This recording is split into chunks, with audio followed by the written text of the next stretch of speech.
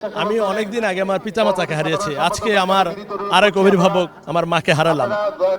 আজকের এই দিনে আমার অনুভূতি বলা আমার জন্য খুবই কঠিন।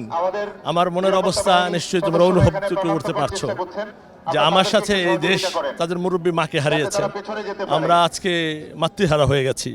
আমি মনে করি আজকের এই দিনে আমাদের সবার জন্য তার যে আদর্শ, তার যে ত্যাগ, তাদের যে দেশের প্রতি ভালোবাসা, দেশপ্রেম এবং দেশের উন্নয়নে তার যে নির্দেশনা, এগুলি যদি আমরা মনে রাখি, এই জাতি যদি মনে রাখে, তার সে আদর্শকে ধারণ করে দেশ উন্নয়নের জন্য কাজ করে, তাহলেই এই দেশের জন্য মঙ্গল হবে, ওনার আত্মার শান্তি পাবে। এবং সারা জীবন উনি দেশের জন্য কাজ করেছেন।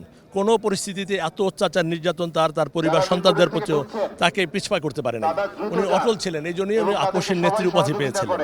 এবং ওনার আমি একটা কথাই বলি, ওনার আদর্শ এমনই, এবং ওনার কথা যদি আলোচনা করতে দীর্ঘদিন লাগবে, ওনার সমালোচনা আলোচনা করছে, বিশেষ করে আমার পক্ষে। এবং আমি শুধু এটাই বলবো, আজকের এই দিনে আল্লাহ তার সেই সুন্দর কাজগুলোকে গ্রহণ করুক। মানুষ মাত্রই ভুল হয়, ভুল ত্রুটি ক্ষমা করে আল্লাহ তাকে জান্নাতের নসিব করুক। তার পরিবারকে এই ধৈর্য ধারণ করার তৌফিক দান করুক। এই জাতিকে শোককে শক্তিতে পরিণত করে আগামী দিনগুলোতে তার আদর্শগুলোকে আমরা যেন যদি বাস্তবায়ন করতে পারি, তার আত্মার শান্তি পাবে। এবং আমি মনে করব যে আজকের যে নেত্রীকে আমরা হারিয়েছি, অভিভাবক দেশ হারিয়েছে, আগামী বহু প্রজন্মেই খালেদা জিয়ার মতো নেত্রী আমার মনে হয় না আর পাবে।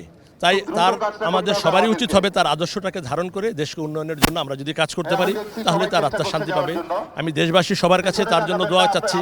আল্লাহ সবাই দোয়া করছে, দেশবাসী যেখানে আছেন, দেশের বাইরেও আমরা আবারও দোয়া চাচ্ছি সবার কাছে। আল্লাহ রাব্বুল আলামিন যেন তাকে জান্নাতুল ফেরদৌস নসিব করে, পরিবারকে শোক সহার তৌফিক দান করুক, এবং তাদের যে ক্ষতি হয়েছে তার থেকে উত্তম প্রতিদান তাদেরকে দান করুক। চুল পড়া অনেক কমে গেছে।